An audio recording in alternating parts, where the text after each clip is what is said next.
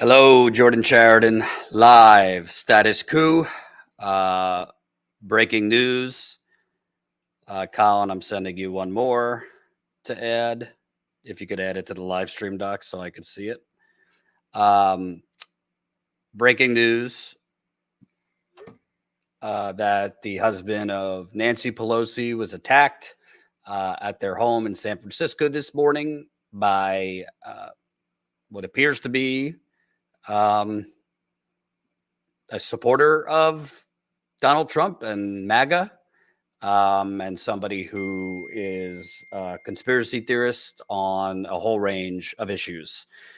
So we're going to get down to all of it and kind of go through what we know about this guy who is from Berkeley, California, near San Francisco. We don't know exact motive, but we could take a guess based on his social media posts. Get to the broader threat of political violence, which, if you've been watching Status Coup, I've been talking about for a while. And you know Tina Desiree Berg, who it's her birthday today, so happy birthday. But Tina Desiree Berg, who's a freelance journalist who does work with us, has been covering the increase in just extremist movements, Proud Boys, Oath Keepers, white supremacy groups, violent conspiracy groups. This is not really about politics. Clearly, people know what I think about Nancy Pelosi politically, but that doesn't matter. As progressives, we cannot condone violence or political violence. Forget progressives. Just in terms of politics, we should be trying to win with our ideas. We can't resort to violence. Throughout history, if you look back, violence has not worked in achieving political goals. It has worked in terms of seizing land, but we can't condone violence against Democrats we don't like, Republicans we don't like, regardless of how we feel politically. So let me just before we get to anything, let me just give you some notes that I jotted down. The attacker who's been arrested, his name is David DePape. Oh, and I should have said, please smash the like button, share the like button, smash the like button, and share this live stream. This is how we get it out to more people. So let me kind of give you a quick bulleted list before we show anything. The person who attacked Pelosi's husband, who it's believed broke into the house.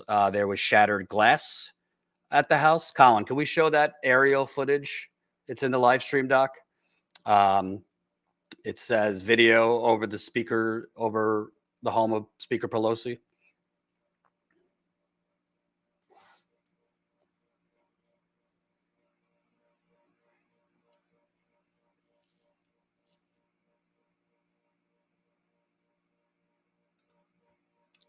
It's in the live stream doc. It says video. Which one did you need again? Sorry, I had the headphones off. It says video, and has a Twitter link.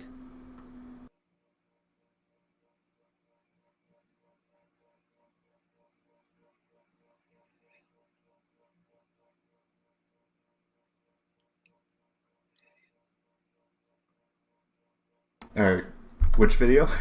I don't. It says all caps video. It's on the first bottom of the first page. Video over the home of Speaker Pelosi. Okay, I just needed that. So this is kind of an aerial view over, and you could see that there's shattered glass that was broken. So I don't know if he broke through the glass. You would think Pelosi, I mean, they're rich, so you would think they have a pretty good security system.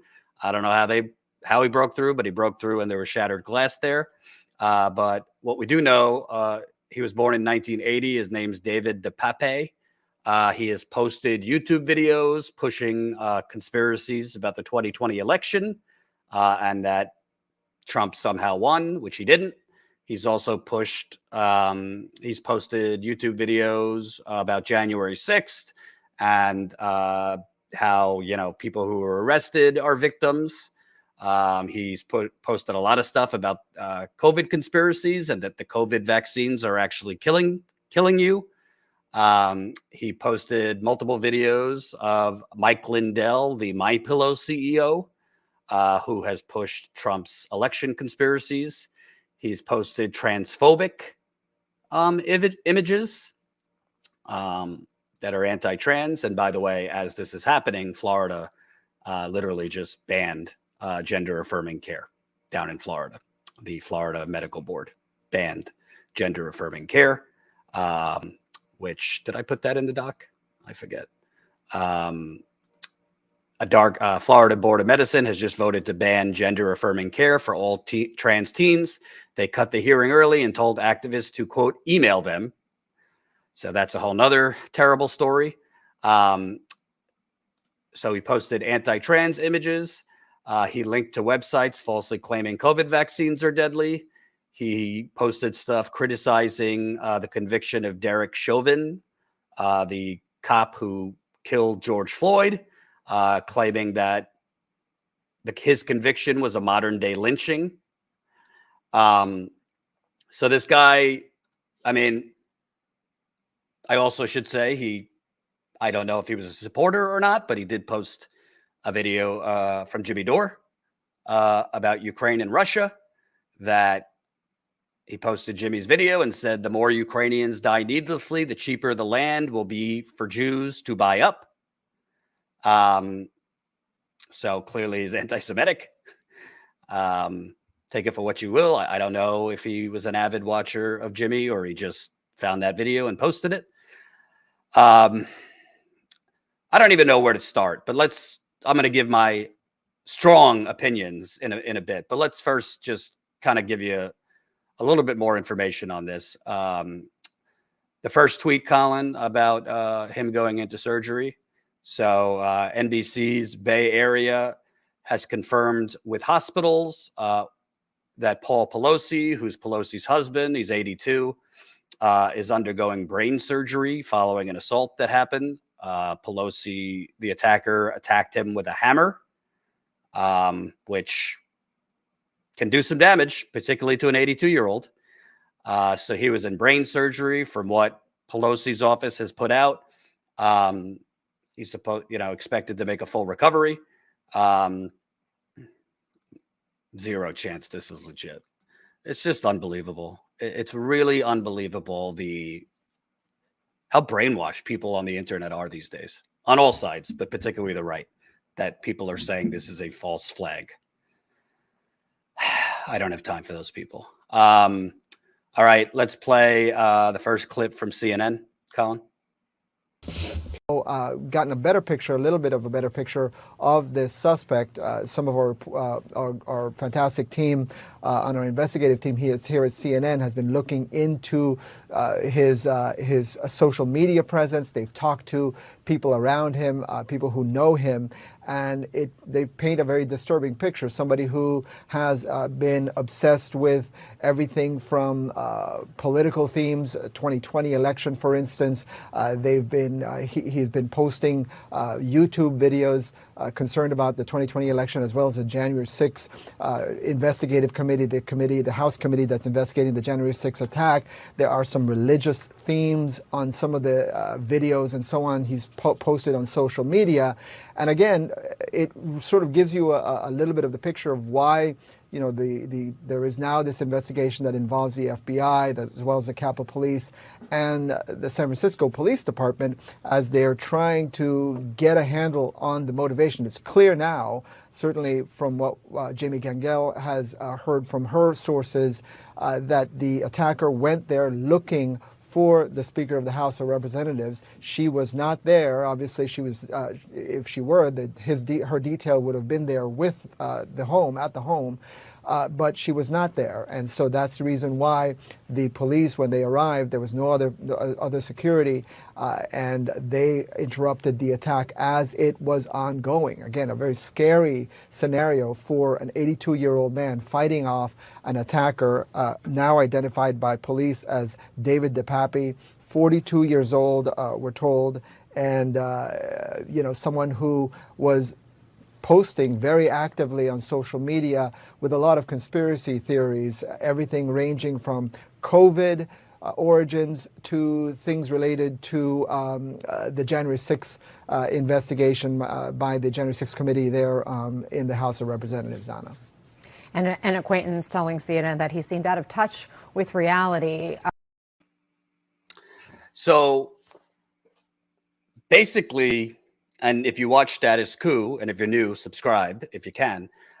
Basically what I've been talking about for weeks and months, that we have an increase, a scary increase in the violent conspiracy movement in this country. Violent conspiracy movement in this country. And all you need to look at is January 6th. You know, if you want to listen to so-called leftists who say, oh, it was just some protest that got out of control. No, these were brainwashed Trump supporters, many of whom were white militiamen who believed a fantastical nonsense bullshit story that the 2020 election was stolen. It was not. I don't like Biden, but he won. And stormed the Capitol to forcefully try and overturn election results. So clearly there is an increase in the violent conspiracy movement in this country. And it has gotten worse through MAGA, through QAnon, through the high profile MAGA people like Steve Bannon online, and all the people, Tim Pool online, Steven Crowder online, Charlie Kirk online, Tucker Carlson, who, by the way, every single conspiracy that this guy who attacked Pelosi's husband believes has been pushed by Tucker Carlson. In fact, just the other night, we covered it here. The video's up from yesterday. Just the other night, Tucker Carlson has preemptively put out that the election results in Pennsylvania are already rigged, and that if John Fetterman wins, it's not legitimate because he's mentally defective. He already put that out, and then gave a wink and wink, and then gave a wink and a nod. Oh, you're going to, Tucker Carlson said the other night, oh, you're going to just expect people to just accept that John Fetterman wins, just like you expected them to accept that Joe Biden won? And if they don't believe you, you're going to jail them? Tucker Carlson has pushed out nonsense and doubt about the COVID vaccines. Tucker Carlson, literally for Fox, did a documentary suggesting that January 6th was a false flag operation. So go down the list of everything that this guy believes. Again, he's pushed on the attacker. He pushed election. He's an election denier. Pushed those videos online. I don't know if I have no evidence he was at January 6th, but he was a supporter of January 6th and what happened. He's pushed stuff online that the COVID vaccines are killing people. He's pushed religious stuff online. He's pushed Mike Lindell, the CEO of MyPillow, one of the top MAGA cultists. He's pushed his videos online of election denial. He's pushed transphobic images. Tucker Carlson was basically cheerleading and gleeful when the Boston Children's Hospital had death threats against it. Doctors and nurses at the Boston Children's Hospital had death threats made, had people surrounding the hospital because of libs of TikTok and other right-wing lunatics' lies that they are mutilating children through gender-affirming care, which they don't even do for children. They do it for those 18 and older. And by the way, it's not just Tucker Carlson. A lot of these things that this guy was pushing, there's a lot of right-wingers out there pushing these conspiracies. And by the way, there's quite a few leftists out there who push this shit. And again, I'm just giving you the facts with no commentary. This guy posted a video from Jimmy Dore.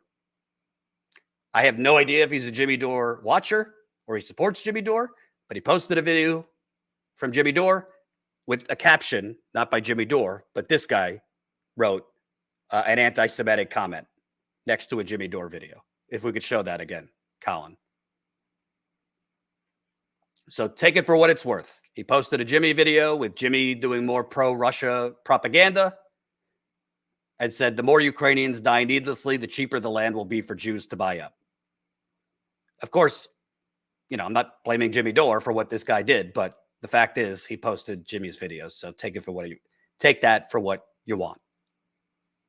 This is no longer about whether you're a progressive, a conservative, a libertarian, no label. You don't have a label. You're politically agnostic. None of it matters. I'm progressive. You might not be if you're new to the channel. I don't care. This is about this country. And frankly, it has escalated under Trump and Trumpism. Say what you want about the Democratic Party. They're not putting out social media posts calling for death wishes for their opponents. Trump did that a few weeks ago. He wrote in all caps, death wish to Mitch McConnell. I can't stand Mitch McConnell, but I want to beat him with ideas, not violently. I want to beat him through activism and organizing, not violence. You have Marjorie Taylor Greene going around standing at Trump rallies, hyperventilating about the killings have begun. Let me repeat what she said. The killings have begun. The Democrats are coming to kill you. This is what a United States Congresswoman said. You have a Republican running for governor of Arizona who literally, repeatedly was asked during an interview, will you accept the results of the election? Will you accept the results of the election? She says, I will accept the results of the election if I win. If I win. Her opponent's campaign office was just broken into and burglarized. She didn't denounce it. So regardless of whether you vote for Democrats, regardless of whether you vote for Republicans, you vote third party, this is not what this is about. I don't tell people how to vote. But we cannot allow this to be normalized. I mean, Nancy Pelosi is about as corrupt as they come. If you don't like me saying that, that's too bad. I mean, her husband has made millions off of Nancy Pelosi's inside information. I think she's corrupt. I think she has been one of the biggest impediments to progress in the United States Congress. With that said, I don't want violence to befall her or her family. I don't think that's a controversial viewpoint. I don't think you should either. And you want to know something? You know, there's this big debate about censorship. And there's a lot of free speech absolutists out there who think there should be zero consequences. You should be able to say whatever the fuck you want, and there should be no consequences for that. And you know what? There's a difference between free speech and there's a difference between free speech without consequence. I think Tucker Carlson should be allowed to spew whatever bullshit he wants on Fox News. If he wants to give wink and nods to election denial, if he wants to give winks and nods, well, more than winks and nods, and cast doubt on the COVID vaccines, which, by the way, have saved, hundreds of millions of lives, not just in the United States. Yeah, they don't do everything we want. They're not preventing infection. They have saved lives. Tucker Carlson and Fox News has casted doubt on them. Frankly, Jimmy Dore has done a lot of damage in casting doubt on COVID vaccines and saving lives. There's a lot of leftists who have made a lot of money on the internet pushing bullshit that they don't have the expertise to talk to you about, that they themselves don't even understand, that they don't even know how to read academic studies, that they push out stories based on headlines where the actual story does not support what they're saying. But they don't care because they view themselves, well, I'm anti-establishment, so that means I'm against the vaccine because big pharma. And what people like Tucker Carlson are doing, and what people like Alex Jones are doing, and what people like Steve Bannon, who has one of the top listened to podcasts in America, are doing, and Tim Pool and Charlie Kirk and Steven Crowder, and go down the fucking list. What they are doing is they realize that there is a staggering amount of anger in America, much of which is justified. We live in the United Corporations of America. Let me repeat. We live in the United Corporations of America. For the last 40 years, your money has been stolen. There has been a grand larceny in this country. Right there. That's our economy for the last 40 years. You see that top line? That's your money being stolen and going to the top 1% because our government has been purchased by corporations and CEOs and lobbyists. And that's us at the bottom. And everyone has been screwed. Progressives, conservatives, libertarians, neoliberals, everyone has been screwed. But what Tucker Carlson and all these right-wingers are able to do is make this disappear. They distract you from this. This is the number one story. Right here, when the Democrats give you their economic plans or the Republicans give you their economic plans, it's all bullshit theater because they don't control the government. The donors control the politicians. And why that's important? Because the right-wing echo chamber machine, and to a lesser extent, the MSNBC echo chamber machine, it's all meant to distract you from the fact that we don't have a government. We don't have a representative government anymore. We have a multi-trillion-dollar corporate conglomerate masquerading as government. Let me repeat, a multi-trillion-dollar corporate conglomerate masquerading as a government. And people are justifiably angry about that. Why? Because their standard of living has gone down over the last 20, 30 years. People who formerly could live off of one middle-class job now have to work multiple jobs. People's benefits have been cut. Before the last 2 years of inflation, there was a 20-year inflation. It's called gentrification. Housing, rental prices in places like Seattle, San Francisco, Chicago, LA, Washington, D.C., New York City, even rural areas, costs are going up for years. And people are economically angry. This isn't my opinion. For those of you who watch Status Coup and who have watched this for years, I don't talk the talk, I walk the walk. I covered at least 50 to 60 campaign events on the road in 2016. Trump events, Trump rallies, Bernie rallies, even Hillary rallies, even Ted Cruz rallies. In 2020, I covered a ton of Trump rallies. I covered Bernie rallies. I've interviewed, at this point, thousands of Americans, progressives, conservatives, libertarians, batshit people. And I can tell you, across the board, left, right, people are economically angry.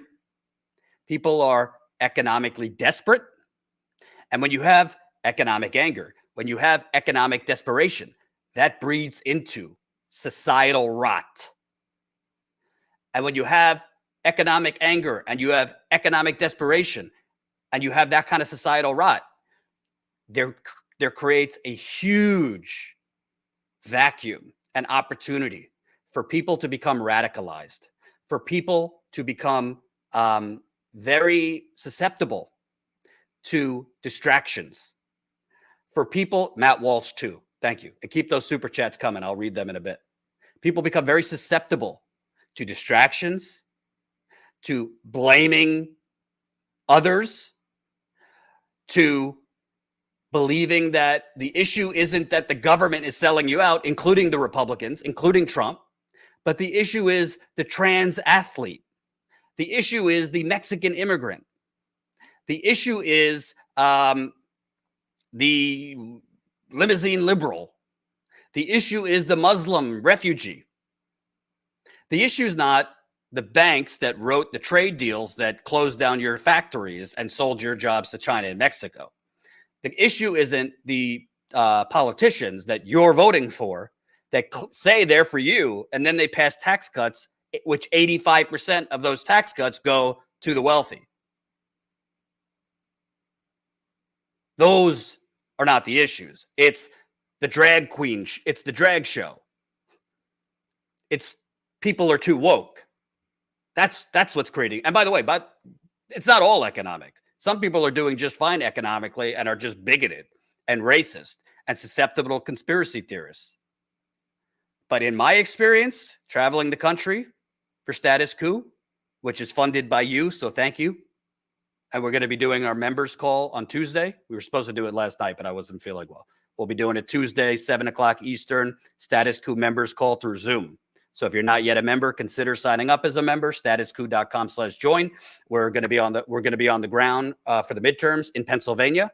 So we'll be on the ground, either from Fetterman or Oz, covering what's going on the ground. There also might be a railroad strike coming up in late November. So we will be out there for that too, but we need your help. So we don't just come here from a studio pontificating. We actually do something very radical these days in journalism. We cover stuff on the ground that the corporate media ignores and covers up. Statuscoup.com/join. Become a member for $5 if you want actual on the ground coverage of unions trying to organize, worker strikes, tenants unions fighting back against illegal evictions. Look at the videos on this channel. You'll find it all. And subscribe if you're new.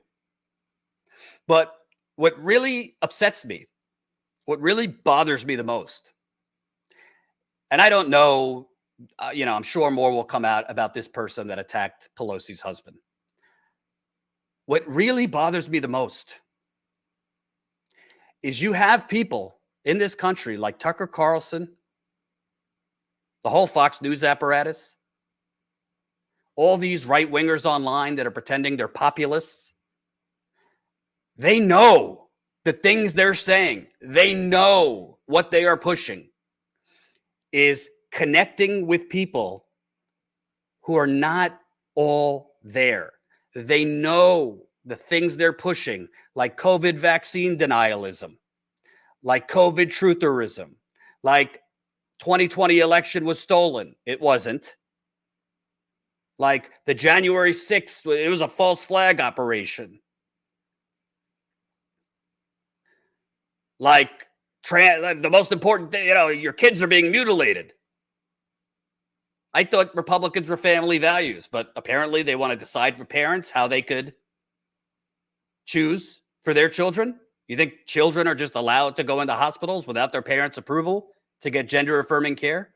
These people, and by the way, some leftists, including Jimmy Dore, push this stupidity, push lies, and they know that there are people, and a growing number of people, on 4chan, an extremist site, on the Donald, the popular MAGA site, on extremist message boards where Proud Boys, Oath Keepers, on websites like the Daily Stormer, a neo-Nazi site.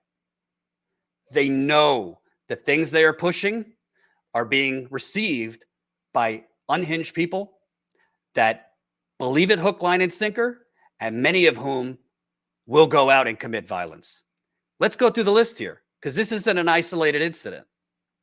Remember, I think it was a year or two ago, you had somebody send in the mail to CNN like a pipe bomb. I'm critical of CNN all day long. I criticize CNN. We cover them very critical. I hope nobody condones sending bombs in the mail to news outlets. After Donald Trump's little compound down south was searched because he jacked, hundreds of documents of classified material for which he then claimed the FBI planted it. And you have people like Marjorie Taylor Greene saying the FBI planted it. There is a long history of the FBI planting evidence, but not on white assholes like Donald Trump, on poor black and brown and indigenous people. There was no evidence that the FBI planted anything in Mar-a-Lago. But Trump's lies, because he lies with every breath, led someone to shoot up an FBI office in Cincinnati.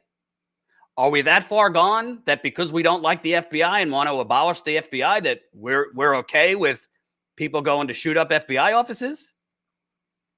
I'm not.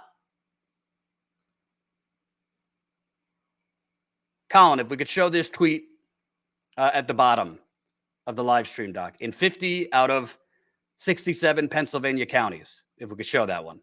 In 50 out of 67 Pennsylvania counties, election chiefs have left because of threats, harassment, and intimidation. As Steve Bannon puts it, quote, that's the way it's going to roll. You have Republicans and the RNC, the Republican National Committee, is putting out bat signals for more people to serve as poll watchers. And we're already seeing in places like Arizona, you have people dressed up in military camouflage, wearing masks, standing around as people drop off their mail-in ballots. You know where this kind of shit happens? Where thugs stand around where people go to vote? In Mexico, drug cartels do that. You have the Republican Party right now pushing for people to do just that. Whether Democrats are winning the midterms, that's not the point. People will vote for whoever they want to vote for. I'm not here to tell you who to vote for. But this insanity, this violence bred by conspiracies, there was never any evidence whatsoever. Let me repeat, because I was on the road. I was in Pennsylvania on election day. There was never any evidence whatsoever that hundreds of thousands of votes were switched from Biden to Trump. But when you have people, and by the way, I love my father. He watches Fox News 24/7. Frankly, he's not that far gone that he's an election denier. He knows that's not true. But he believes a lot of propaganda shit because he watches Fox News all day long. And sometimes it's like knocking my fucking head against the wall trying to talk to him.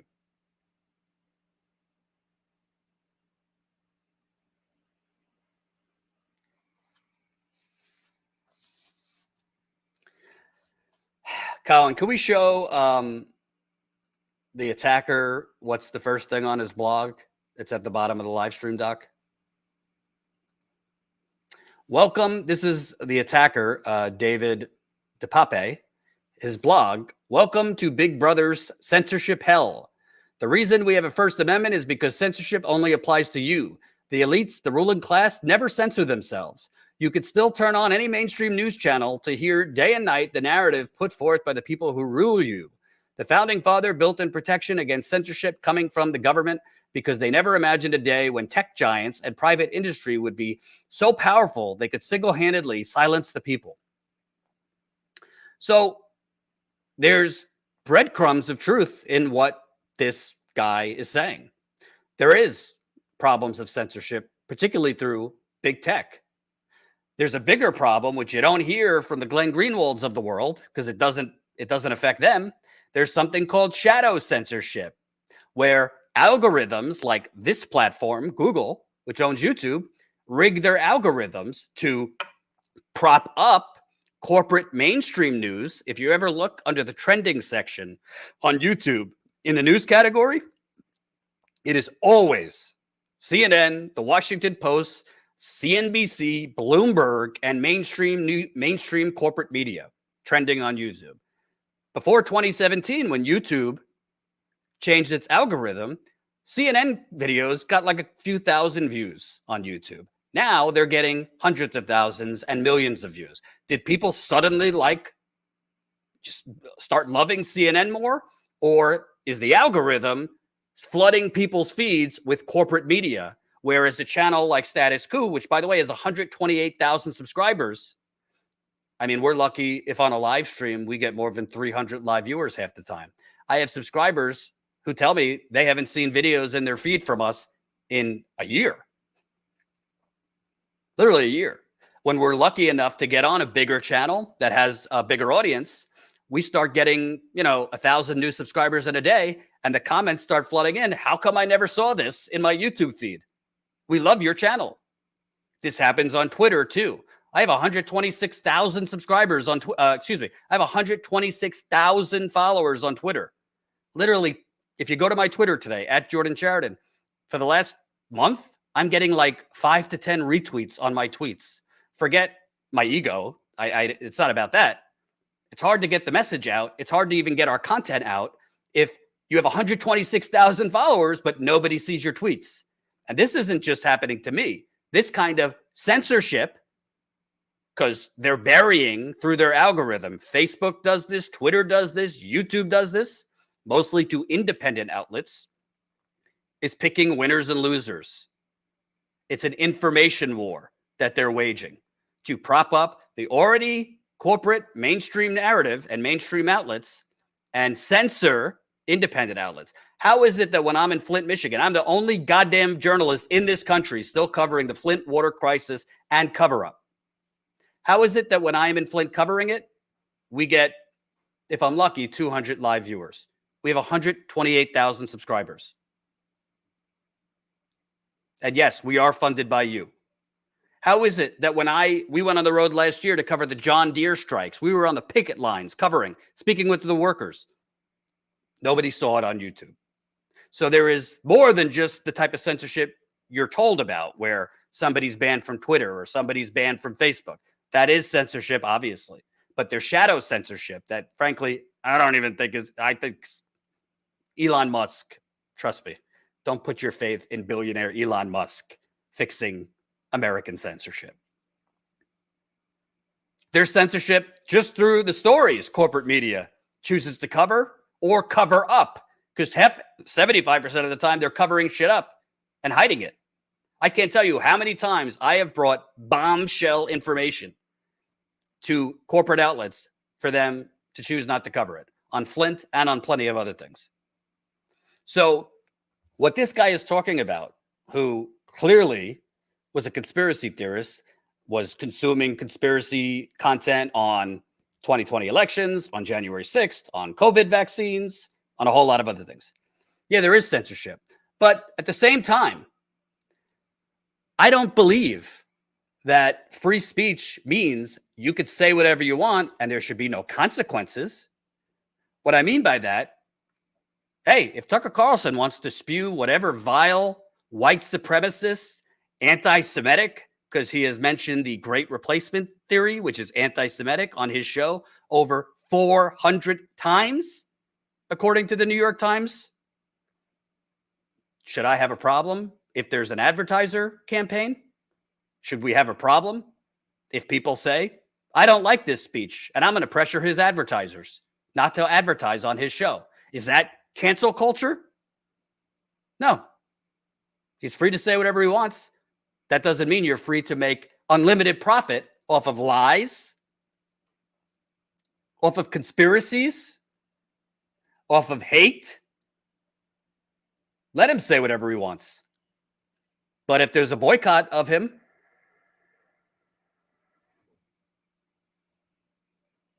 if there's a campaign to go after the advertisers that advertise with commercials on those hours, and advertisers start pulling out, I'm not going to cry any tears for Tucker Carlson.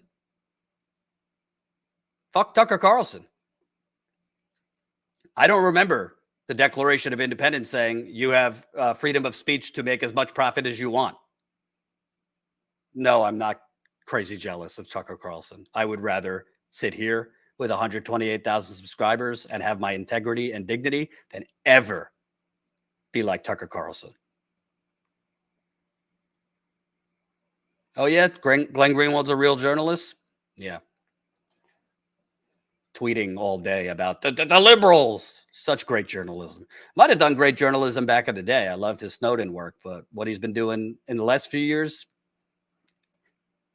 cashing in on the right wing. That's what he's been doing.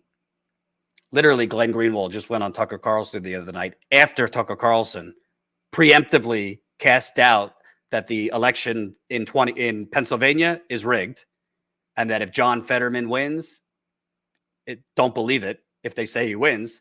And Glenn Greenwald went on right after Tucker Carlson said that and said nothing. That's a journalist who went on and nodded along right after Tucker Carlson preemptively pushed election lies. Don't fucking lecture me about Glenn Greenwald. Might have been a great journalist back in the day. I don't think tweeting all day about, the liberal elite, the liberal media. Please. You want to talk about journalism? I didn't see Glenn Greenwald at Standing Rock for 6 months. I was fucking there, freezing my ass off, getting shot at, by the way. I got shot at in my calf with a rubber bullet. I don't see Glenn Greenwald going to Flint nearly 20 times. I have. I don't see Glenn Greenwald or Jimmy Dore, any of these fucking people on the road. I don't see them at warehouses speaking to Amazon workers who are experiencing union busting and being exploited. I don't see them on the picket lines with workers who are on strike. Give me a break.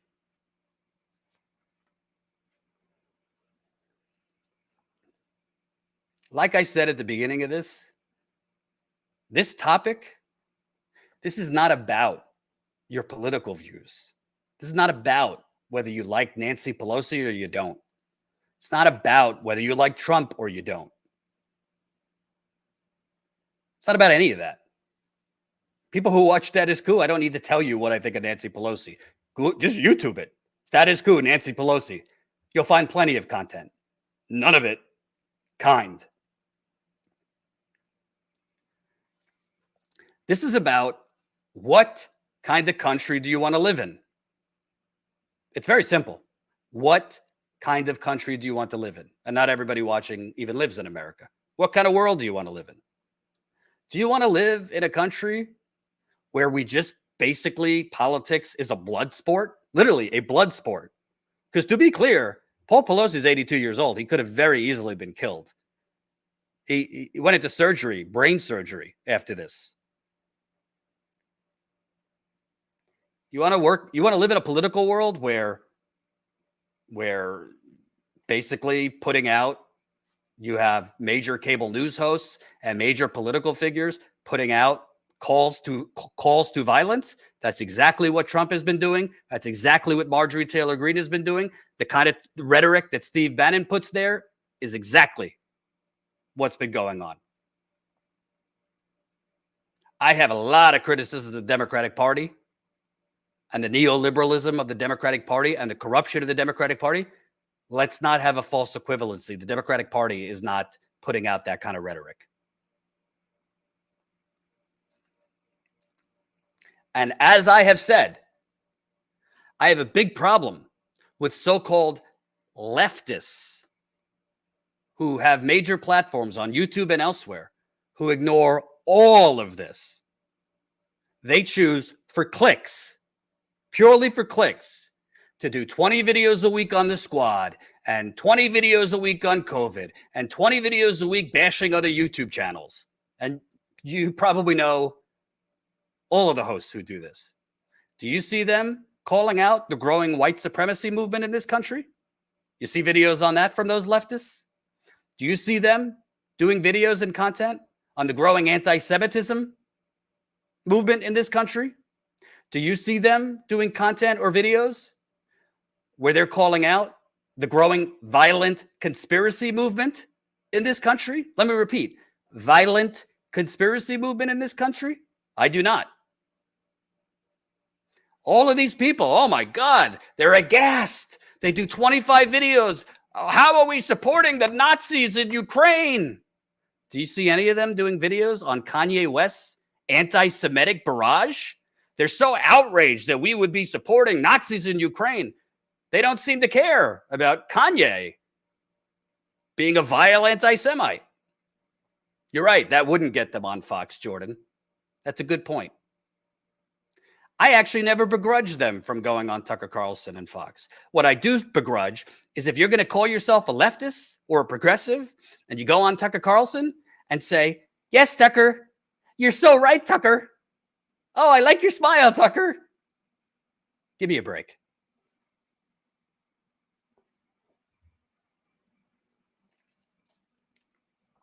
Yes, Kanye wanted to call his album in 2019 Hitler. I don't see all these people. They're against, their main concern is we're arming the Nazis in Ukraine. They don't seem to cover the rise in anti-Semitism here in America.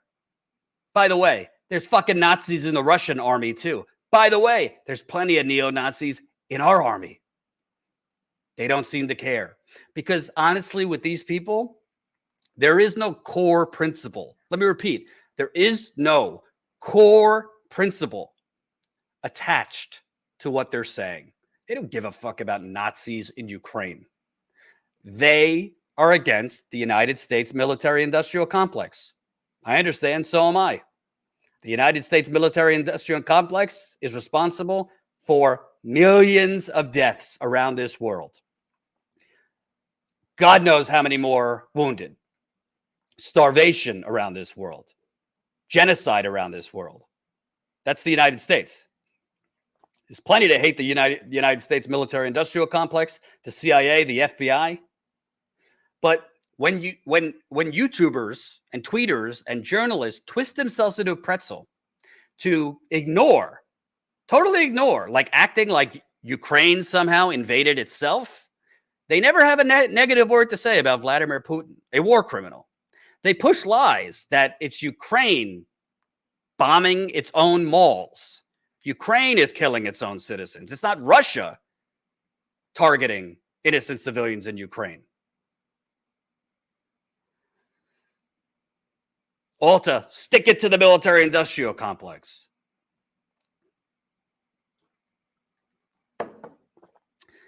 The bottom line is this. This country is a powder keg. And that has nothing to do with your political views, because I'm a progressive. I believe, and we've talked about it on this channel, the only way structural change is going to happen in this country is not through the electoral politics system. That doesn't mean don't vote. It's up to you if you want to vote or not. But structural change is going to come from the people. Workers fighting back, which they are doing right now with union campaigns. Workers fighting back through going on strike. Tenants fighting back through joining tenants unions. Workers and all of us fighting back through organizing economic boycotts. We're not going to start tomorrow with a general strike, but we could build up to one.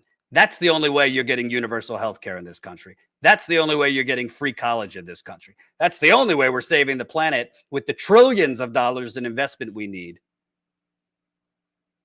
for this climate inferno going on right now. That's the only way we're actually going to end homelessness, which, by the way, we could end homelessness in America today for the amount of money we have sent to Ukraine.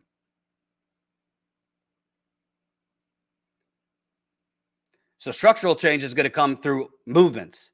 Imagine for a second, we already know that mass mobilization in this country is possible. We saw millions of people around this country march in the streets in 2020 after George Floyd was killed. Imagine if even 1/10 of those protesters protested and engaged in economic boycotts.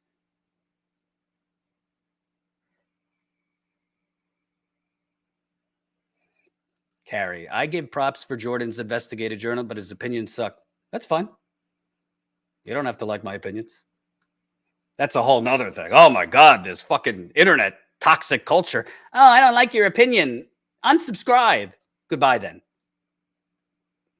Not that that person said that. So many people have become snowflakes on the internet. It's fucking nauseating. Oh, you're not feeding me what I want to hear 24/7. Unsubscribe.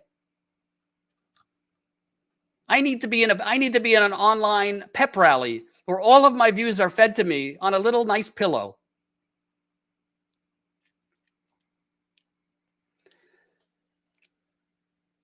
We're going to have more political violence in this country, unfortunately.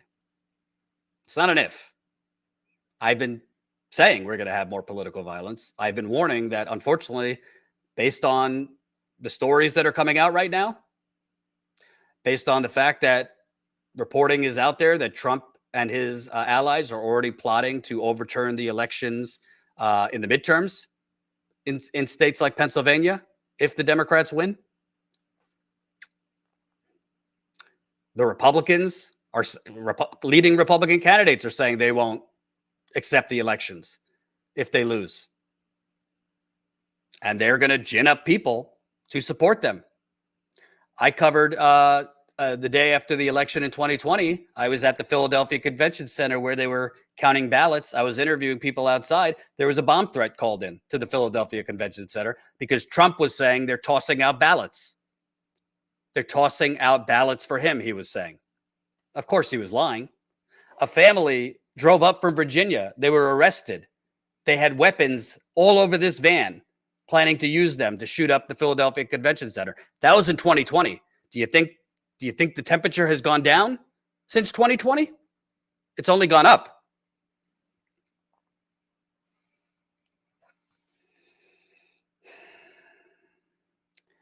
To those who think this is dramatic, to those who think,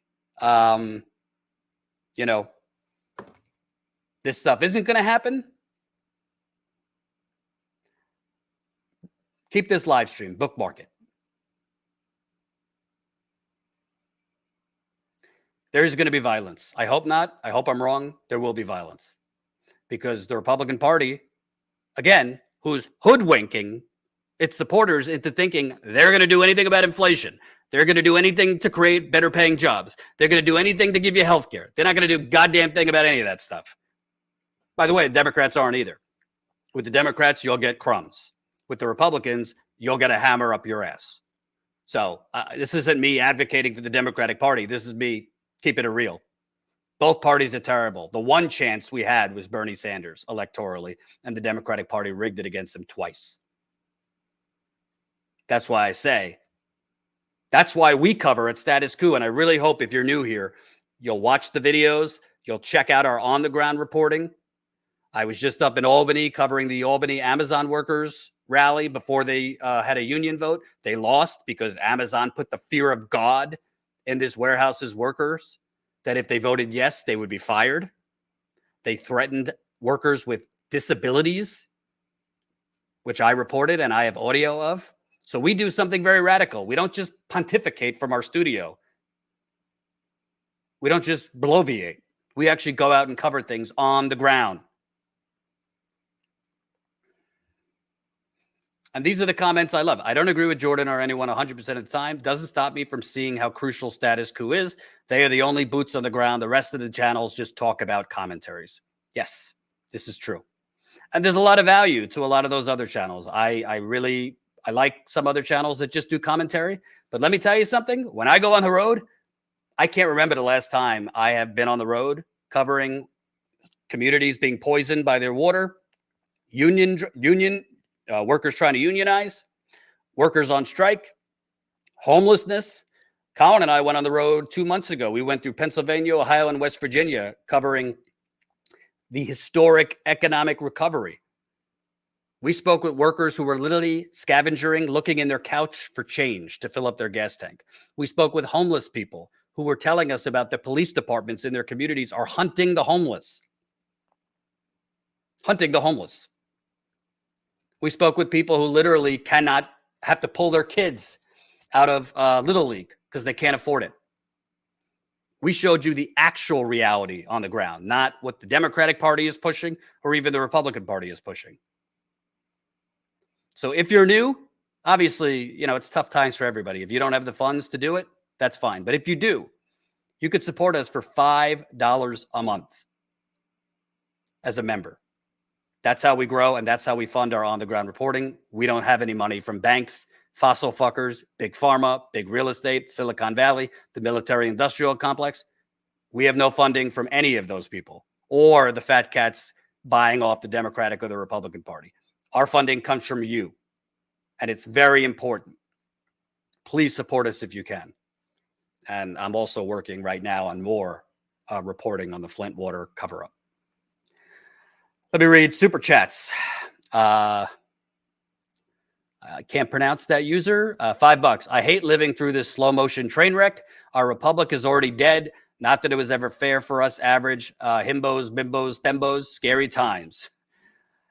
I don't know if we're dead, but this country is certainly a powder keg, and it's really scary.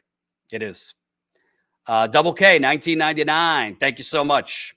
Humorous, $10. Propaganda, conspiracies, and hatred do not actually take root in the human mind unless the human mind has first been programmed to believe in religious type of ideologies.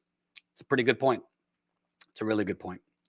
$5. Matt Walsh, LOTT Crowder need to be banned from all major platforms. Lefties get banned for just making videos mocking them. Big tech supports fascists. Well, big tech supports Steven Crowder, Matt Walsh, and all these people because there's a huge audience of right wingers on platforms like YouTube, and they make a lot of money. Steven Crowder, all these people make YouTube a lot of money, so they look the other way. Das Boot Fleiss, 11.99 euros. If memory serves, about 100 years ago, there were a lot of political violence in Germany, like Karl Liebknecht, who got shot. It was around the time we had 2 world wars. Yep. And what precipitated the Holocaust was the German economy was devastated after World War I. People were very angry. People were very desperate. Hopeless, and the conditions were there for a psychopath to come in, pushing nationalism, sound familiar, and brainwash them that the Jews had taken it all away from them. Double K, 1999. Thank you. Double K, another 1999. Thanks again. Jan B, new Status Coup member. Jan B, thanks for signing up, Jan. I hope more of you sign up. Again, statuscoup.com/join. If you're not familiar with our on-the-ground reporting, you could watch our promo video on the homepage of this YouTube that has the montage of all our on-the-ground reporting. So it'll give you an idea of the kind of coverage we do. Journey Williams, $5. RBN is also reporting on the ground and doing mutual aid. Okay. I don't really watch them much. From the stuff I've seen has mostly been them shitting on other YouTubers, but I'll take your word for it. I know they do mutual aid, but the stuff I've seen on their channel has mostly been beefing and shitting on YouTube hosts and David Sirota. So whatever that means. Robert, $10. Trick or treat to all those who have the room in their hearts, care and give. Thank you so much. Appreciate it.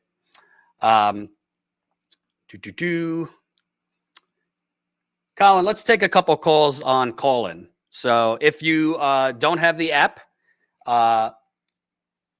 you could download on your phone the call-in app. It's Status Coup on call-in. It's CALLIN. So that's CALLIN. Basically, how we do it is you call in through the call-in app, and it pipes through to the YouTube show. So happy to take your calls on this story, on other stories, but I'd love to be interactive and talk more about this. So, Colin, if you could set up the room, you could do it with this title, and then we'll take calls. So let me know once the room is set up. But definitely download the call-in app. Let me see. Hold on.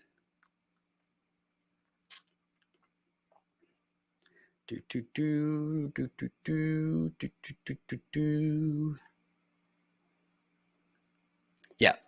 So download the call-in app, search for Status Coup, and I'll be able to take your calls through the call-in app. Let me know when it's ready to go, Colin. Oh, thank you for the super sticker, Charlie Kelly. And by the way, while CNN and others were reporting this guy's motive and that he was a conspiracy theorist, Fox News was reporting they don't know anything about him. Let me see if we have that clip. Do you have the Fox News clip, Colin? No, I don't think I ever got one of those. Let me see if I put it in the doc. The room's created also. Okay. I have the links right here in the private chat. Yeah, it's on the live doc. Fox anchor John Roberts.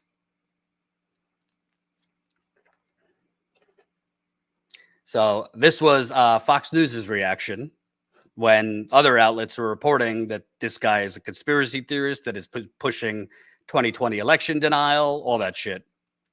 This was how Fox News reported it.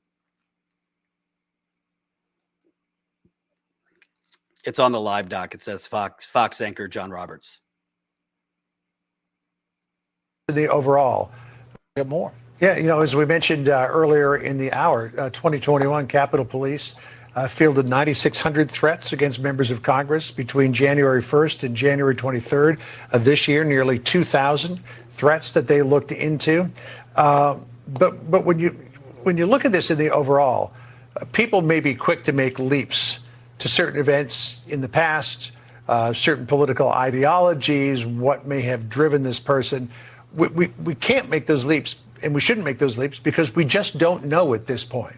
This person could have been motivated by just about anything. We don't know. Yeah, I mean, the only indication we have is the "Where's Nancy?" or that he was waiting for Nancy, but we don't know his point of view. We do know that this is, a real thing in today's day and age, that public figures, no matter who they are, come under increasing threat. And because of our environment and the way we talk about things online and elsewhere, there has been an increasing threat to public figures. And it's interesting about this. I agree with your previous guest as well about the security prospect of the Speaker's house when her husband is home. I would have thought that it would be more secure as well. Mm-hmm. But we don't have all the details yet. Obviously, in a moment where crime is a major issue all across America. You could pull out. You said that the room is open, because I don't see it. In the private chat on StreamYard here? Right, I know, but I'm on the phone and I don't see it set up. Could you send me the link? Yeah, that's what I said. On your phone. Okay, give me one. Stick with us. I'm about to start taking your calls. Do.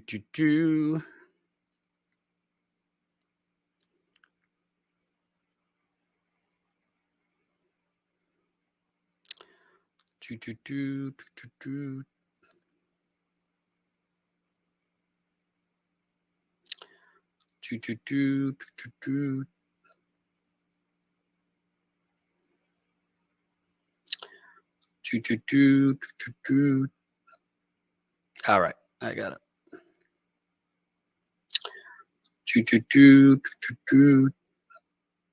All right, I got it.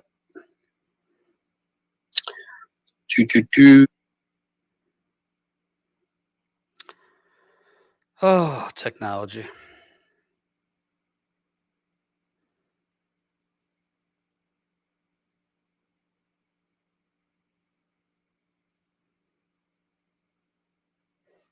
Did you send it to me, Colin?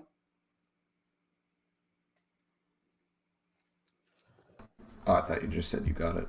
No. Yeah, I'm sending it right now.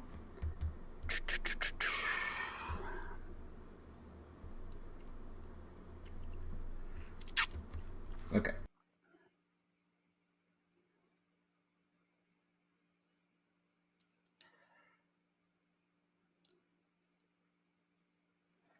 All right.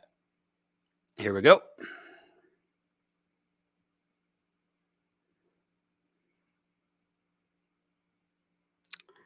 We are live. Let me unmute myself. Hello, Colin.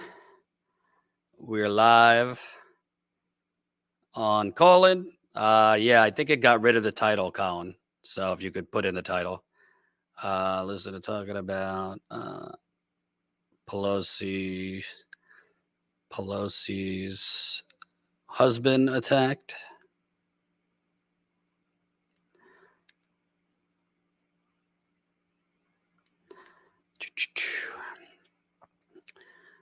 All right.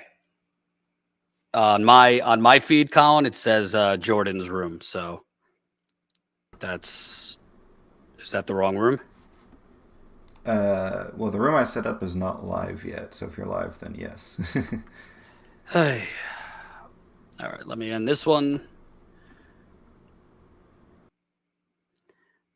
I don't know why. Yeah, I'm on the page. Breaking. Publish episode.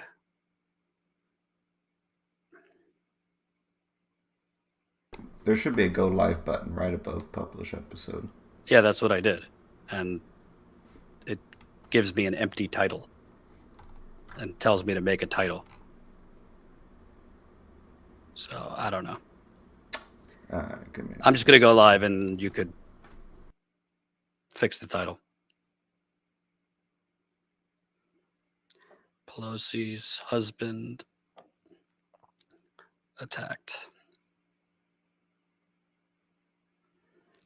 by 2020 election denier.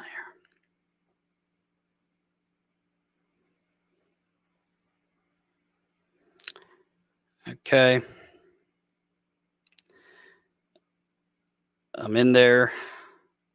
I just tweeted it. If you could put what I just tweeted in the chat. All right. Charles, you're up. Hey, can you hear? I can. Hey, I live in Pennsylvania, and the only reason I mention that is because what do you think about John Fetterman flip-flopping on fracking? Not surprising. I was very disappointed. Yeah, I was kind of hesitant. I did my mail-in voting. I thought I should have went green, but I gave him benefit of the doubt. Then after I saw that debate, I was like really kicking myself. I mean, I should have known if he's in the Democratic Party, he can't be any good. I mean, a couple things. One, I think as the debate went on, if you watched it, he was becoming more and more, he was struggling more and more just to articulate. And I think he was having trouble. I mean, it's hard before you have a stroke. I mean, if you didn't have a stroke, it's tough. I mean, 15-second responses, 30-second responses. So I think he was pretty flustered.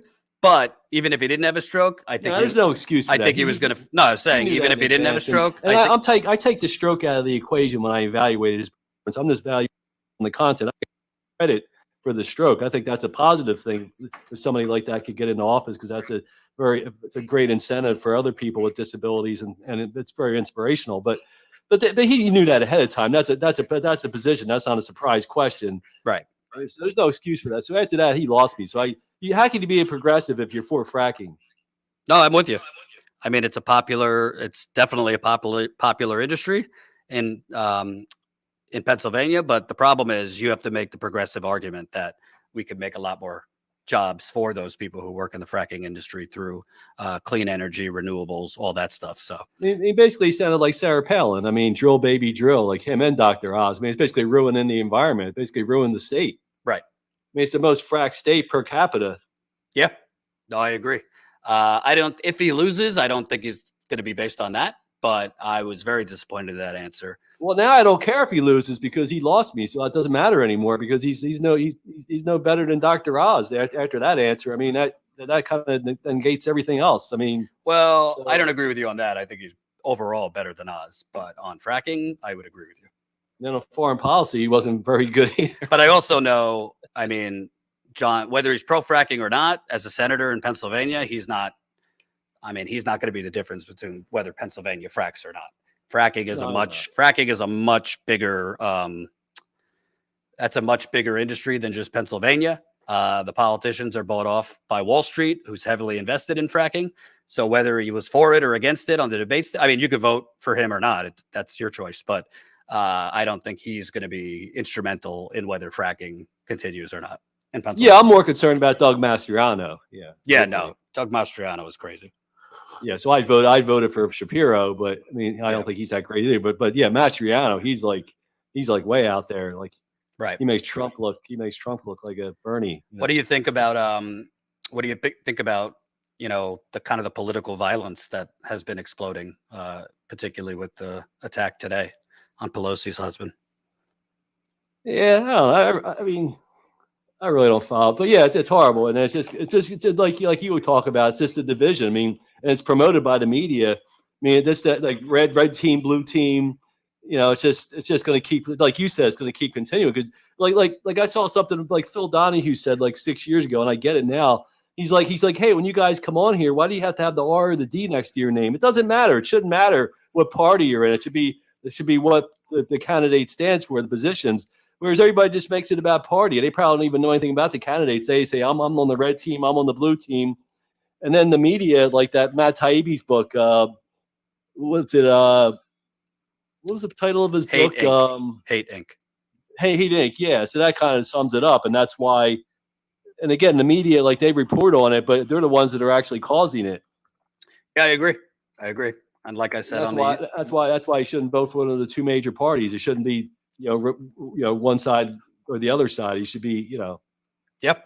And like I said, I mean, at the end of the day, the guy who attacked Pelosi's husband today believes every conspiracy theory that's promoted by, I mean, Tucker Carlson and a whole lot of right wingers on YouTube. So yeah, but the person's that easily influenced. I mean, I don't like Tucker Carlson or whoever, but I don't blame it on them. If that person's that weak minded or whatever, I blame it on the person. I don't agree with. I don't agree with that. responsibility. I don't agree with that. I think that there's crazy people, yes, but they are being peppered constantly, whether it be on TV, whether it be on YouTube, with just bullshit from these people. Now, does that mean Tucker is individually responsible if someone goes and does something? No, but when you have massive platforms, not just Tucker, anybody with a massive audience, and you're knowingly putting out constant lies constantly, you have to know that there are people out there in white supremacy chats, in conspiracy groups that are going to act on those things. So I don't think you can't say direct correlation, but you can say they're being irresponsible. They're putting out stuff they know are lies, specifically the 2020 election stuff, and people are then acting based on it. Well, one thing somewhat related is like on the January 6th stuff that you just referred to. I think those people actually thought they were doing the right thing. I think they were dumb. I think they actually thought that they were being patriotic. Yes, based on lies they were fed by Trump and a lot of media. I agree. So I kind of, but again, I would, Tucker Carlson wouldn't be able to convince me to, to do something like that.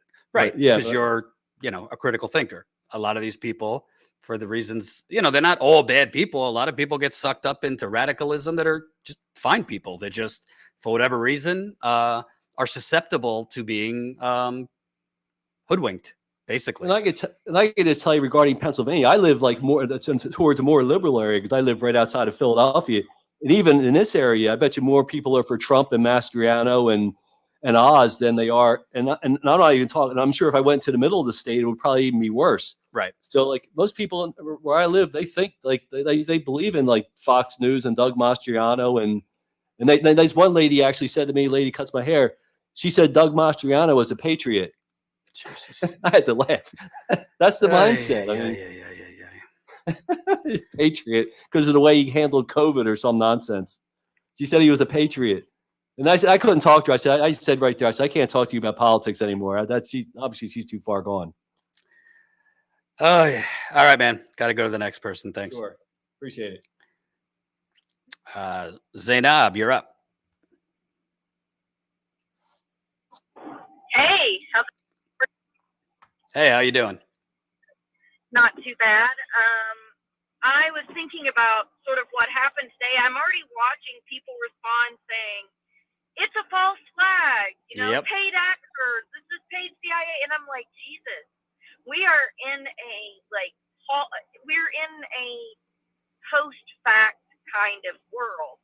It started way back when, I remember, because I'm old, I remember when Rush Limbaugh and, Sean Hannity wasn't as bad back then, but like Sean Hannity and you had all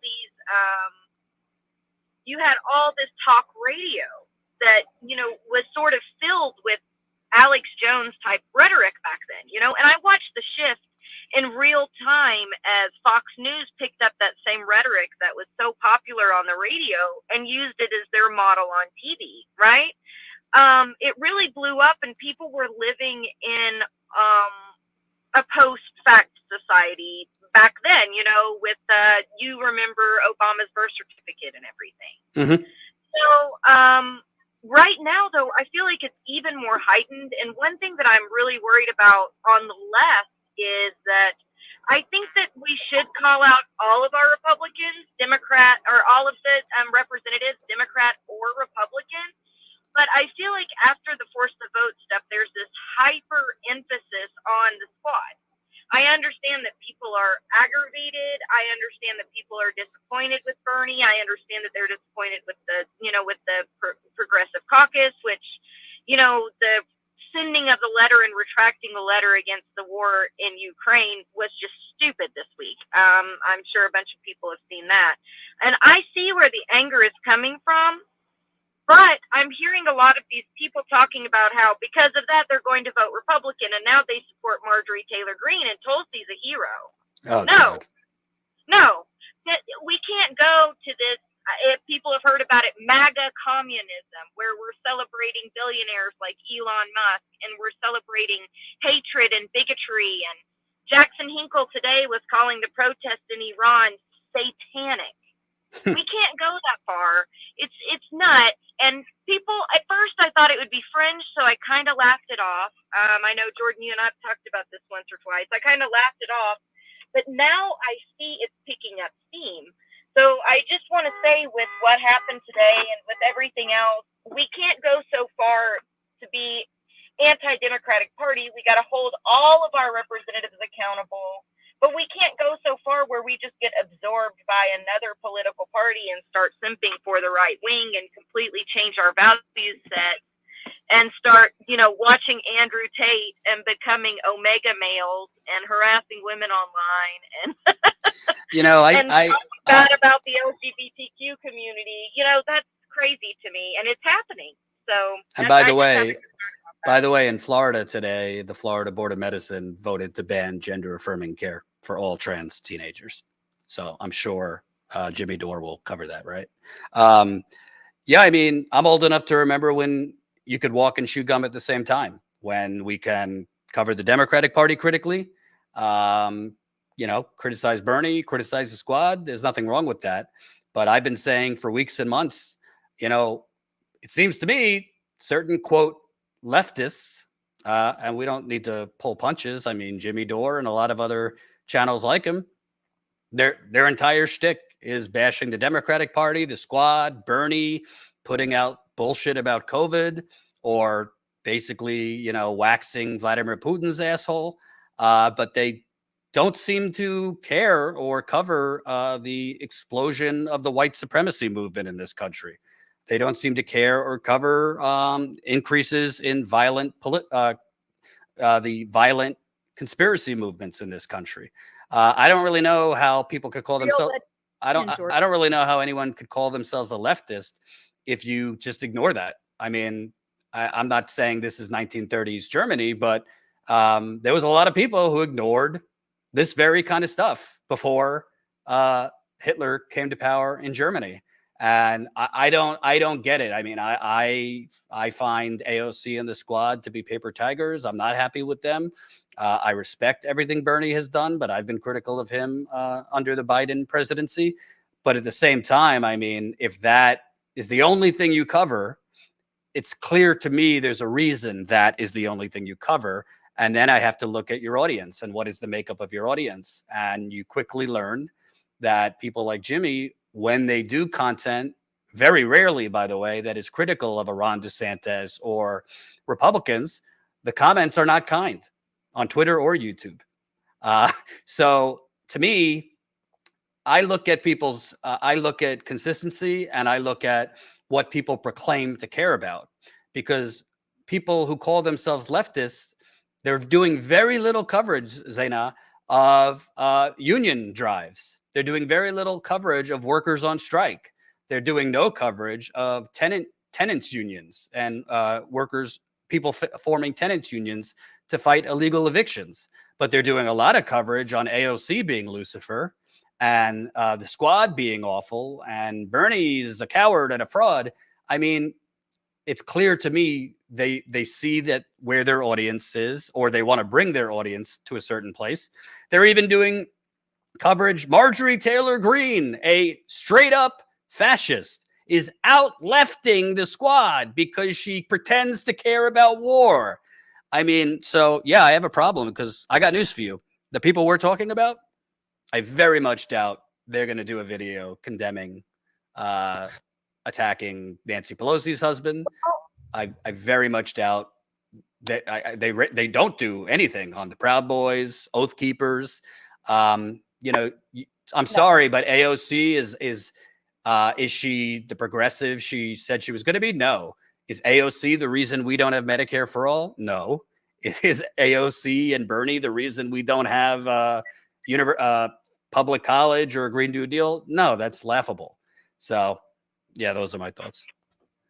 Well, one thing that I'll say is they're always talking about personality or policy over personality, yet they're focused on personality. While state houses right now, I understand the Ukraine funding, and I understand how important that is, and I understand that we have to take the threat of nuclear war seriously, but I also have seen this threat like 60 times in my lifetime. So I know that we have to take it seriously, but I've also seen it used to distract from domestic problems while we're in crises. Think about 2008, 2009. We have short memories. The war in Afghanistan and the post-war Iraq and threats of nuclear war with no other than Russia back then was distracting us from the fact that we were going through an economic collapse at that moment. Right. So we can't be. These state houses right now are passing crazy legislation. I think there's 19 state houses that have abortion on the ballot right now. Mm-hmm.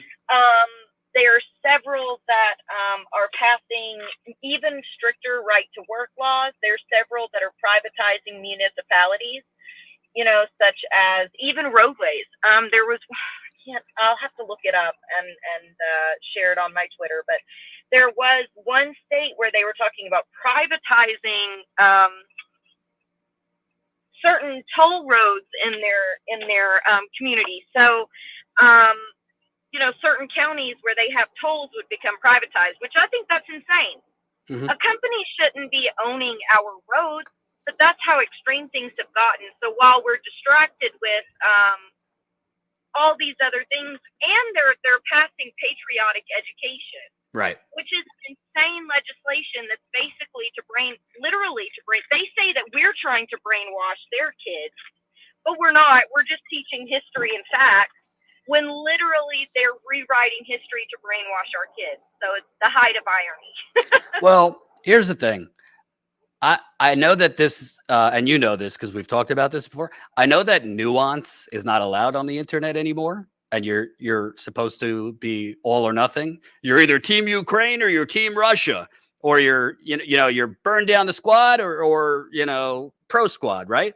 But I have something very radical. It's called a nuanced position. Let's use Russia and Ukraine for example. I don't really have a lot of respect for quote unquote anti-war leftists who they make it seem like Ukraine invaded itself. Like, we could put all the caveats out there. Like, sure, Russia definitely has threats at their border. I mean, they were lied to about NATO by the U.S. and NATO. They certainly have threats when you look at the missiles and all that from Turkey. The threat of potentially Ukraine joining NATO. That doesn't absolve Vladimir Putin from invading Ukraine and killing innocent people. That also doesn't mean that the United States it's clear the United States isn't really in this to defend Ukraine. They want to take out Putin. But to me, you could have multiple thoughts at once. It's really striking to me that supposed anti-war leftists never condemn Putin, never condemn. They've even lied and said that, it's Ukraine bombing its malls and killing its own people. Yeah, it's not Russia doing any of this, right? So I have a hard time taking people seriously that say they're anti-war, but make it seem like Russia's just like a bystander in this thing, and it's really the U.S. and Ukraine has instigated this whole thing. To me, two things are true. Vladimir Putin is a war criminal, and the United States, I don't think we should be. I've been saying for months, I don't think we should be sending any more weapons to Ukraine because it's clear we're trying to just continue to grease the skids of the military-industrial complex. And instead of sending weapons to Ukraine, the U.S. should be trying to initiate a diplomatic end. But when I say these things, they make it seem like, you're a MSN. No, I'm anti-war, so I'm not going to condone Russia invading fucking Ukraine. And the other thing is, these people, I mean, it's clear when people are not genuine. Zainab. All these people who are so aghast and care so much that we're funding Nazis in Ukraine. Do you ever see them cover anything about the rise in anti-Semitism in America? Of course not. Do you see these people pretending that they care so much about the Azov battalion and funding them? Do you see them doing videos on Kanye West's anti-Semitic Tour de Force recently? No. Do you see any of these people, by the way? Do you see any of these people who are fixated on the Azov battalion? Do you see them mention that Russia has Nazis in its army or the United States has neo-Nazis in its army? So I find it hard to take seriously people proclaiming to be anti-war who can't say anything bad about Putin, who to make it seem like Ukraine invaded itself, and are blinded by their hate for the military-industrial complex, which I'm with you there. But because they hate the military-industrial complex, they make it seem like it's the U.S.'s role to stop this war, and Vladimir Putin and Russia play no part. I'll say one last thing, and then I'll let you get to your other callers. But Iran is a great example. I see people saying, there's nuance to this, acting like the Iranian people are sacrificing themselves, going on the street by the millions and protesting this theocratic regime for oppression we should be able to relate to. Similar. I was reading statistics. It's Domestic Violence Awareness Month, and I was reading statistics about, because I'm working on a story myself about domestic violence. What I found was that 2/3 of all the mass shootings in this country are related to domestic violence. 1/2 of women lose their jobs or leave their jobs because of sexual harassment at some point in their lifetimes. The mortality rate for women, the highest rate of death, is from a partner, not from giving childbirth. So these are real statistics. So to say that this is just a cultural war when people are literally dying because of these things within our own country, and then to be pro-police, to have this language where I've seen 10 times this week, pundits on the news, I'm talking about mainstream media, talking about, homelessness the way that they've been talking about it. I was talking with Sabby about this last night, Sabby Sabs. She was talking about on her show, and we were talking about how, these rich people, they're not centering the homeless people either. They're centering the aesthetics of homelessness, right? And so there's a disconnect with domestic policy, with policing in the United States, but then we look to a country like Iran, who's actually has people protesting on the streets. And because we're so anti-Western imperialism, which I completely understand and I agree with 100%, but there's no nuance, like you said. This is an authentic uprising in Iran. People are authentically tired of the theocratic regime. They're rising up against it. And I'm not saying that I'm for regime change or against regime change. I'm for, the Iranian people having their autonomy. And I'm not for the sanctions. I'm against sanctions because sanctions only hurt the people. They don't hurt the Iranians. But at the same time, I'm not going to say that this is completely a CIA op. I'm not going to say that domestic violence issues within our border is cultural issues. I'm not going to say that our police force and their racism is just cultural issues. I'm not going to say that the word globalism being used isn't anti-Semitic.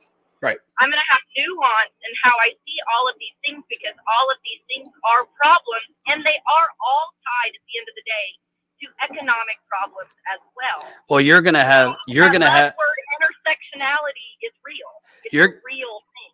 Well, you're going to have nuance because you're someone who possesses critical thinking skills. And unfortunately, that's become frowned upon in today's internet climate. You either hate the squad or you love the squad. You either are Dem enter or Dem exit. You're either, you have Jimmy Dore and others classifying who's the real leftist and who's a fraud. Nuance is not popular anymore. And a lot of these YouTube hosts are preying and manipulating people who they know are angry. Because people are justifiably angry. I see it all the time when I'm on the road. And when you have people that are angry politically, hopeless politically, frustrated politically, they're a good target to basically, be hoodwinked into thinking it's all AOC's fault, it's all Bernie's fault, or it's all this person's fault, or this is really what's important. But yeah, I mean, if people want to follow idiots like Jackson Hinkle who stand in front of signs that say Putin is good, debate me. I don't have time for those people. And I totally agree with you on the nuance of the other things you were talking about. Last thing, there's hope, because I think that one thing we have to remember is that the loudest voices on the internet are not reflective of our culture. Voting trends aren't even reflective because most of this country doesn't vote. So there's a mythology of red state, blue state, whatever. So we have to remember that there might be loud people that we're seeing a lot on our Twitter algorithms and our pages, but that's not necessarily reflective of the country. And I remind myself of that. But one thing that I am worried about is the rise of hate, the rise of misogyny, the rise of, because people are afraid, people are hurting economically. But a lot of this rhetoric is literally coming from people that are privileged, that have money, that have, it's the suburbanites. That's who came to the January 6th rally. It was wealthy suburbanites. It wasn't the blue collar workers like mainstream media likes to paint it. It wasn't. Right. And so there's a little bit of a disconnect there. And what this all boils down to, I think, is a class war. Elon Musk is a great example. He took over Twitter, and so now all of a sudden he's going to be like a pro-speech, First Amendment advocate. And Yeah. I will say one thing: First Amendment does not protect against harassment. It protects political and religious speech. That's what it protects. It doesn't protect harassment. It doesn't protect things like you said earlier, like sharing child porn on the internet or going and attacking like someone by doxing them and harassing them online. That's not free speech. Right. That's harassment, and there's a difference. Political speech, though, is being suppressed, and that is a thing, but I don't think that Elon Musk is going to be the hero of that. I don't think he's going to be the champion. I guess we'll No. see. But, Elon Musk is a union-busting corporate vulture who, in his life, has done things to squash free speech, particularly of his workers. He's also threatened reporters who are going to write critical stories of him. He believes in free speech in terms of that people like Trump should be free to say whatever they want and that kind of stuff. And people, well, you don't amass $219 billion by being a good person. Right. Exactly. So, yeah. And by the way, if people think Elon Musk is he promised that Twitter's algorithm, he would make it open source.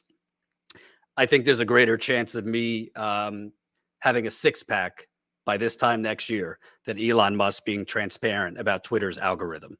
No fucking way.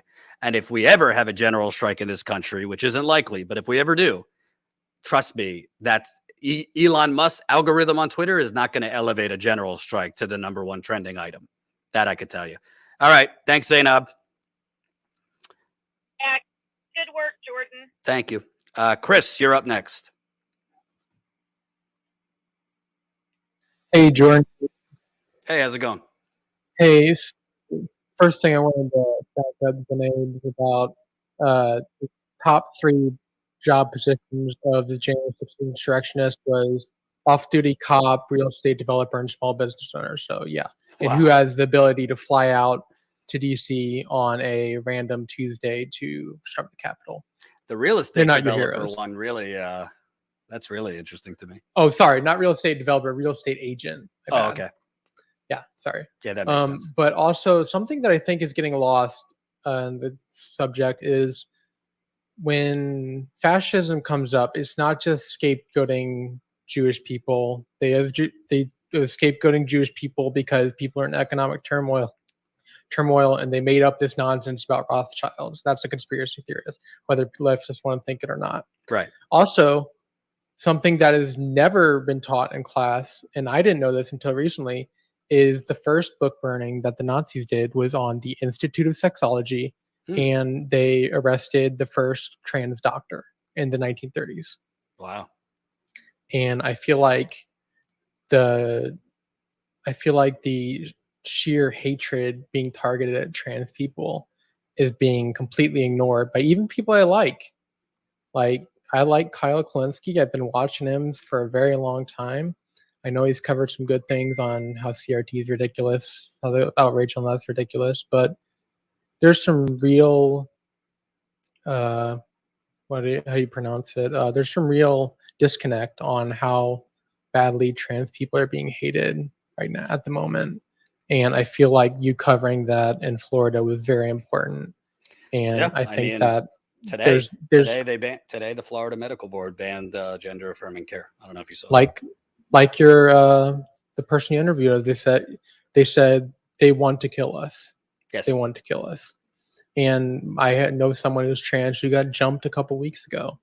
They can't give me details on it because they filed a police report, but they got jumped randomly and don't know why. Who knows why?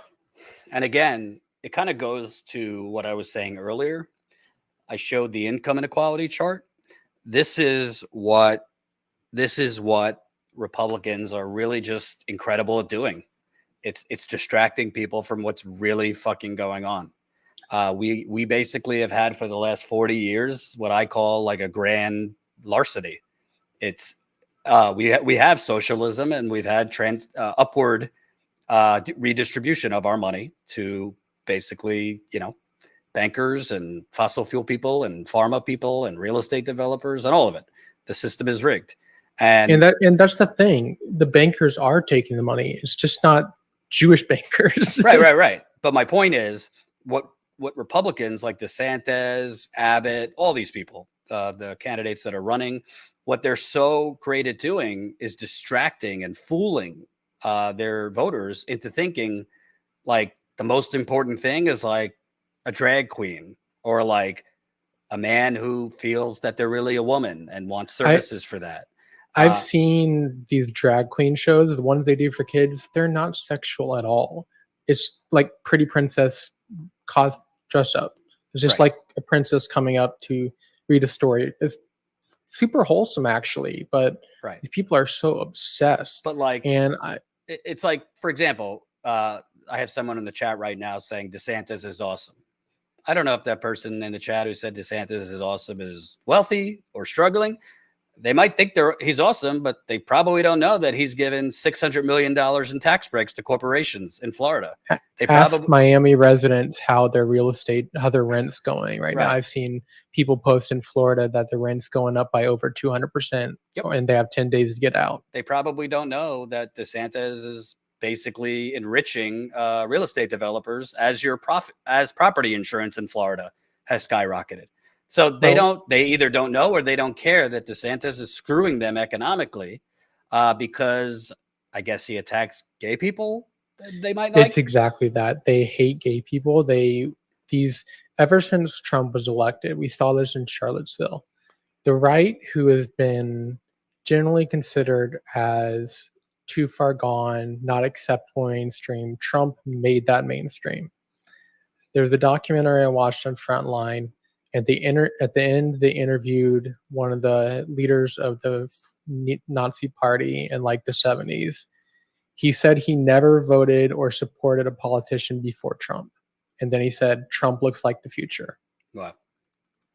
And the thing that I'm worried about. Which is so crazy, man. Think about that. If you grew up in New York, to think that people, like working class people, could be brainwashed into thinking a scumbag billionaire who never paid his bills, stiffed contractors, cheated on all his wives, engaged in money laundering, worked with the Russian mafia, by the way, as a real estate developer, to be brainwashed into thinking this guy is somehow like a populist out for your interests. The level of naivete and susceptibility to just brainwashing in this country. And by the way, it's not just on the right. I mean, there's plenty of people, liberals, who believe like Joe Biden has their economic interests. He doesn't. Well, I mean, Biden's not passing anything meaningful. He's passing good, but good is relative to what I was expecting for Biden. I was expecting another Trump term with less racism, but we got some moderately okay things, but it's nothing that we need. Right. And I tend to disagree with what a lot of people say. that a lot of this is economic hurting. All the Trump support, the people who I see Trump support the most, the candidates I see running in these races that are complete psychopaths, like Carrie Lake, these are all wealthy people. These are all wealthy people who live in segregated suburbs who are terrified that they believe all this Fox News nonsense that they're coming for the suburbs. Trump said that they're coming for the suburbs. They are terrified that they might lose their status of privilege. And I think that that's more of a driving factor from everything I've seen in my state, at least, where you see there is some Trump support in rural areas, but that's also because that's the only place cable only reaches there. People can't go on the internet and look on altering opinions, so they just get Fox News or MSNBC. Right. And if you go, just take a drive through any suburb that's predominantly white, you'll see more Trump flags there than anywhere else. I promise you that. Yeah, it's true. And I just want to say thank you again. You're the one keeping, at least trying to keep everyone sane and on the right path. Thank you, Jordan. I really appreciate it. I appreciate it, man. Thank you. And thanks, everybody, for tuning in. I'm going to end the call-in part of this now. And yeah, I didn't expect to go live on YouTube for this long, but I thought this was important. Thank you. We got some more super chats. 222. Let me see. What did I miss? Starts at Charlie Kelly right there. Charlie Kelly, $10. Thank you. Double K, 1999. Colin with hearts. I love Colin with hearts. I'm sure he loves you back. Dwayne, $10. I love your activism, but the truth is that we installed far-right neo-Nazis in Ukraine who want to ethnically cleanse the Donbass and killed 14,000 Russians. That is why Putin had an excuse to invade. I think you're right, and I think you're wrong. And I'll tell you why I think you're right and why I think you're wrong. Ukraine definitely, killed Russian or native Russians or culturally Russian, whatever you want to call it, people in the Donbass since 2014. So that you are correct. Obviously, that's terrible, and I don't condone that. But that's not the given reason that Vladimir Putin actually invaded Ukraine. I'm not actually a foreign policy expert, so I actually watched Putin's speech before he invaded Ukraine. You could get it translated. He did a long, rambling speech, I think it was for an hour, basically calling for the old Soviet days and like nostalgia for the fallen empire, saying that they needed to go into Ukraine to, quote, denazify Ukraine. He did not speak about NATO, that they have to go in to stop NATO from encroaching on Russia. Frankly, there is a Nazi problem in the Azov battalion. All of Ukraine is not Nazis. It has been framed as if Ukraine is a Nazi hotbed. There are military in Ukraine that have Nazis in them, yes. But for us to, or you to somehow support Russia invading an entire country and killing countless innocent people, because it has Nazis in the army, that doesn't mean support the Azov battalion and Nazis in that battalion. But to make it seem like because Ukraine was killing people in the Donbass, that the solution is Russia should invade Ukraine, bomb civilian targets, because it's not Ukraine bombing its malls. If you believe that, I don't know what to tell you. Ukraine's not bombing its malls and killing all its people. You see rows and rows of graves and people thrown into graves. Do you think Ukraine is doing that to its own people? Because if you do, we have a fundamentally different brain. So I am anti-war, so I'm not going to condone if Ukraine was killing ethnically Russian people in the Donbass, but to claim that Putin went in because of the Donbass, well, go watch his speech. That's not why he said he went in. And by the way, if it was only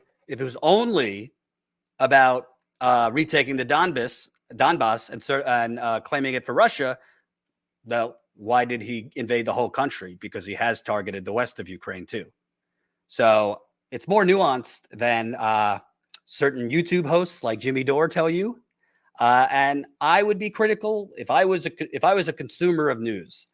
I would be highly critical of people who they never criticize Vladimir Putin. That doesn't mean you have to be hysterical about Russia. I didn't push Russiagate. I thought it was bullshit. Since I was at the Young Turks, I said there was no evidence that Trump was colluding with the Russian government. But if you're anti-war, you are anti-war. You don't denounce. You don't denounce. This side is killing people in Ukraine, is killing people in the Donbass. So I'm against that. But I'm not going to criticize Russia for invading an entire country and killing innocent people. Like, that doesn't square with me. If you're anti-war, you should be anti-war across the board. You shouldn't be simping for Russia. So that's what I believe. And by the way, again, we're talking about in the Donbass, yes, innocent lives. There's a lot of innocent Ukrainians that have died. So again, if you just care about human life, I have a problem with people who just pretend that Ukraine invaded itself. I mean, that doesn't make sense. Now we could have a discussion all day long about NATO. NATO has clearly lied, broke promises to the Soviet Union that it wouldn't expand east past reunified Germany. But if the answer to that is yes, well, Russia has to invade Ukraine, kill all these innocent people, bomb civilian targets, I don't think that's the answer. So, Loner Weirdo, €3. Thank you. Self-taught artist, 1999. Thank you. Double K, 1999. Thank you. Tony Wilson, 1999. How should we handle the free speech that we provide to Russian and Chinese bots? Foreign governments and other malicious organizations are willing to hurt a majority of their own people to tear down their opposition. How should we handle the free speech that we provide to Russian and Chinese bots, foreign governments and other malicious? I'm not sure I understand what you mean by that. I wish I did. I think we should purge bots off Twitter and elsewhere. That's what I believe. I don't really know. I don't really know how they have free speech if they're bots, but I'm for getting rid of bots on Twitter and elsewhere. Humorous, $5. Every war we fought anywhere on the planet has always been over two specific things: religion or money. Yeah. And power. Power. And by the way, to the guy or girl who said that about Vladimir Putin, was right to invade Ukraine. Do you think if he invades Ukraine and is able to annex significant parts of Ukraine, do you think he's going to stop there? Legitimately, do you think Vladimir Putin, if he's just able to annex major parts of Ukraine, you think he's going to stop at Ukraine? I don't. So, all right, folks, thank you so much for watching. I really appreciate it. Consider signing up as a Status Coup member, statuscoup.com/join. We'll have interviews. We'll have other videos up on the channel throughout the weekend. As I told you, we're right now preparing for our midterm election coverage. We'll be on the ground, probably in Pennsylvania, the night of the election. There also might be a railroad strike coming up. So if there's a railroad strike, we'll definitely want to be on the ground for that. So we don't only come to you from the studio. We're the only outlet that I know of, independent outlet that I know of, that actually goes out and covers things on the ground. So if it's within your means, please support us.